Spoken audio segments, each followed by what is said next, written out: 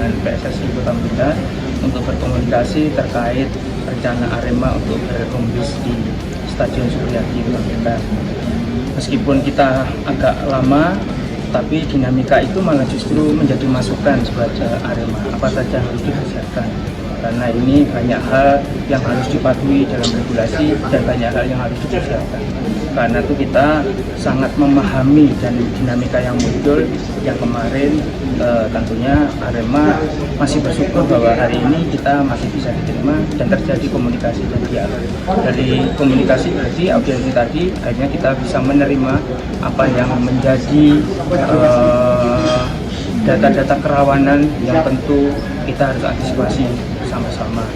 Karena itu tadi kita sudah mendapatkan data-data kerawanan tentunya yang kemarin kekhawatiran-kekhawatiran yang disampaikan oleh wali kota, kita juga memberikan solusi-solusi yang harapannya bahwa kerawanan-kerawanan itu bisa diminimalisir.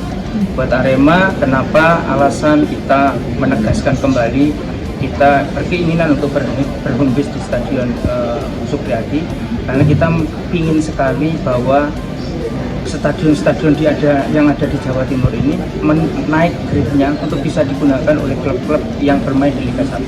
Karena tidak semua klub Liga 1 itu memiliki stadion. Kelak nanti akan bisa terakses. Untuk itu ya kita mencoba untuk menawarkan itu, selain karena faktor Stadion Kanjuruhan baru akan bisa dilakukan pada bulan November. Kalau bulan November itu sudah masuk ke putaran pertama akhir. Jadi sudah mau masuk ke putaran kedua. Tadi sudah kita sampaikan, Arema hanya menawarkan bermain di Blitar ini hanya 6-7 home. Kalau kita bermain ke home ke-7 aja kita sudah akan bermain bulan Desember. Sementara kalau bermain di 6 home itu hanya sampai bulan Oktober. Jadi Agustus bermain 2 home, September 2 home, terus kemudian Oktober 2 home. Tadi disampaikan bahwa ada hal yang kerawanan selain terkait tentang traumatik masyarakat Blitar, tentang kejadian beberapa waktu yang lalu, bahwa kita sudah menyampaikan bahwa sepak bola Indonesia mengalami perubahan yang luar biasa. PSSI kita memiliki ketua umum yang luar biasa, kita memiliki Kapolri yang luar biasa, memberikan banyak saran masukan untuk merubah perilaku negatif supporter itu bisa memberikan dukungan yang baik. Arema juga sudah mulai berubah, Aremania juga sudah mulai berubah. Sekarang mereka memiliki badan hukum, artinya mereka memiliki badan hukum presidium yang tidak lagi dianggap liar, tapi mereka sudah memiliki organisasi, mereka memiliki hal-hal yang bisa dipertanggungjawabkan tentang apapun yang dilakukan. Karena itu nanti kerawanan itu kita akan komunikasi dengan Presidium Aremania untuk bisa melakukan fakta integritas atau komitmen agar kita bisa menjadi seperti yang baik, yang memberikan dukungan dan memberikan kebanggaan untuk Arema yang sekarang ini sedang berkeinginan untuk bisa bermain berkompetisi di Kota Blitar. Artinya sudah diperbolehkan? Belum ada kesepakatan, tapi ada arahan. Jadi arahannya diperbolehkan, tapi dengan catatan. Ya, catatan-catatan itu yang mungkin sekarang ini harus kita sama-sama koordinasikan dengan banyak pihak, termasuk stadion ini kan harus di-re-assessment lagi. Kemarin asesmennya adalah Liga 2, karena itu grade-nya harus dinaikkan. Siapa yang melakukan re-assessment? Teman-teman kepolisian, PSSI, dan LSP.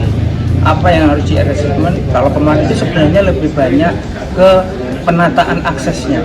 Jadi misalkan contoh sepele aja, akses tengah itu sudah tidak boleh lagi digunakan untuk penonton, hanya boleh untuk official sama tim. Terus kemudian kapasitas lampu itu kalau kita belum mengukur, tapi informasi yang terima mungkin masih di bawah standar regulasi, di bawah 1.200 lebih. Karena itu kita harus data.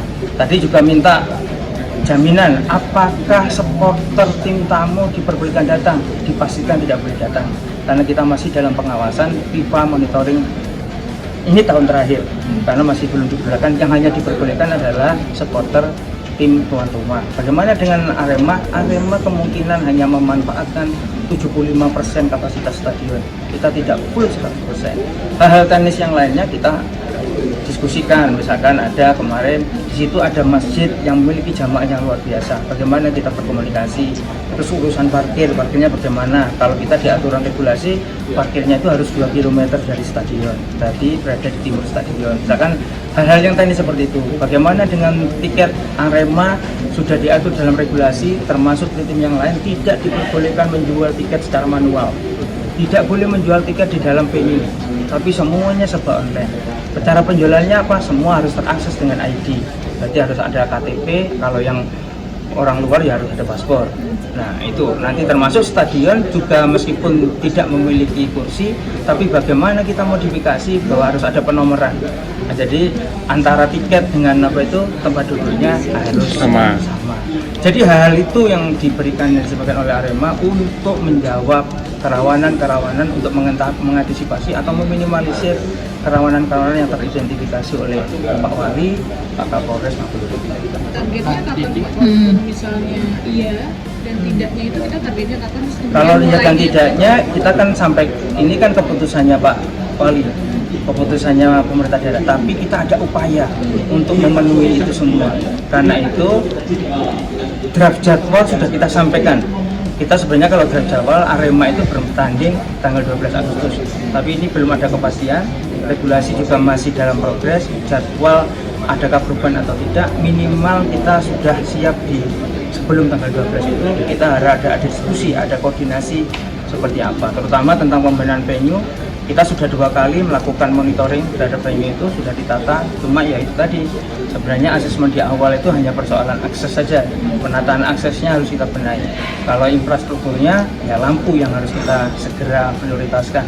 Sama satu hal, ini terbaru mungkin, bahwa semua stadion yang ditempati di home base oleh peserta Liga 1 wajib ada LED. Jadi mohon maaf, bukan LED apa itu skor ya, LED untuk market e-board. Jadi untuk e-board itu wajib karena ada dendanya. Nah, kabar yang kita terima dendanya ya juga agak lumayan. Kalau sekali pertandingan tidak ada itu. Nah itu di Stadion Supriyadi masih belum ada LED, itu adalah upayanya klub yang harus kita perjuangkan.